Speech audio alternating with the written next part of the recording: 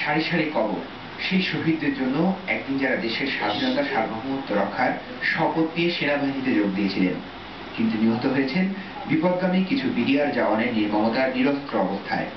শহীদদের স্বজন আর সহকর্মীদের বেদনায় ভারাক্রান্ত সেনা কবরস্থান। 12টার কিছু পরে সহকর্মীদের মরদেহ কাঁধে নিয়ে অসীম শূন্যতায় ধীরে ধীরে এগিয়ে আসেন দীর্ঘদিনের সহযোদ্ধারা।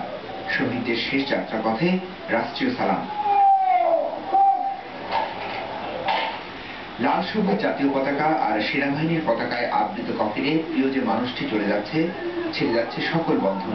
সেই কফিন ছুঁয়ে শেষবারের মতো স্পর্শের চেষ্টা সেই মানুষটিকে, একদিন যে সকল আনন্দের উপলক্ষ হয়ে এসেছিল জীবনে। সেই প্রিয় মানুষের এমন চলে যাওয়া, এমন অসময়ে।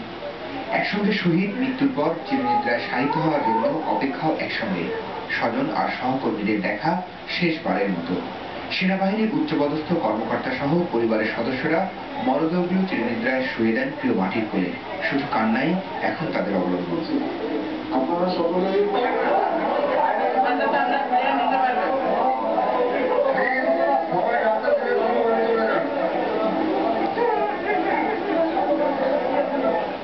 তিন বাহিনীর প্রধান শেষ শ্রদ্ধা জানান শহীদ সেনা কর্মকর্তাদের।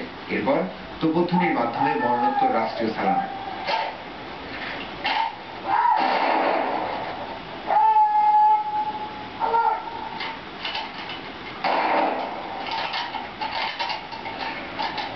দেশের সূর্য সন্তান হারানোর বেদনায় বেজে ওঠে বিহবলের করুণ সুর।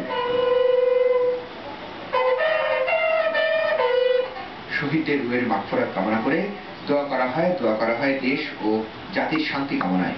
এই মাটিতে চিরনিদ্রায় শায়িত হলেন হত্যাযজ্ঞের শিকার সেনা কর্মকর্তারা। তারা চলে গেলেন, কিন্তু বলে গেলেন চুপি চুপি, তোমরা বিচার করো সেই সব নৃশংস হত্যাকারীদের। Niladri Shekhar, channel I, Dhaka.